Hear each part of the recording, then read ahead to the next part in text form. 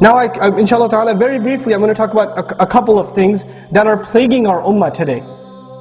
You know, we have to understand the time in which we live. If we want to understand the teachings of our deen, we have to understand Quran and Sunnah, and we also have to have a good understanding of when we are living, where we are living, what is around us, what's happening in the society around us. That actually happens to be a statement of Ibrahim alayhi salam that we find, that a man must know the age in which he lives. This is something we're supposed to do. We're supposed to be aware of our surroundings. You know, the Muslims today, the vast majority of them have lost touch with their religion. And they've become more concerned with the practices of their tradition of the family than they are with the religion. Okay, they're more concerned with their culture than they are with the religion. So when their young son or daughter becomes a little bit religious and says, I want to get married, but I want the nikah to be in the masjid, the father says, are you crazy? We don't do that in our family. We'll get a hall. And the son says, or the daughter says, I want the gathering to be separate. I don't want men and women mixing. No, we don't do that in our culture. This is extreme. You're turning into a crazy person. So don't be crazy like that. That's not how we do things in our family. That's not our tradition. Have you heard that before? That's not our tradition. Okay, that's not your tradition. If you're, for example, from the Indo-Pak or the Arab society, right? That's not your tradition. But what about your fathers and their fathers and their fathers and their fathers?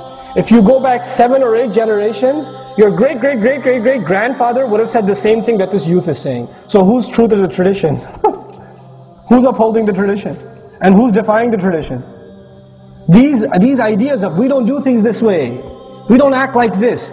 This is the hypnosis that the colonizers put on the ummah of Islam. They came and put these clothes on us. They taught us how to eat with a fork and spoon. Right? To know that English is the language of the dignified and Arabic is the language of people who don't really get a good education. Right? They taught us this stuff. And then we got so hypnotized into thinking this is our way. This is our way. SubhanAllah. We have to have a sense of dignity for who we are. For what our legacy is. Our legacy is not 50 years old. And this is the other thing that happened to this ummah. It is part of our problem today. We think our history, those of you that are from Pakistan, oh, we're a tradition of 50 years ago. Or 70 years ago, right? Or we're a 100-year-old country. We're a 200. No, we're a 1400-year-old plus ummah. Those lines were not drawn by Muslims. Who were they drawn by? By kuffar, by the enemies of Islam. Don't think that's our tradition. Our tradition is much bigger than that.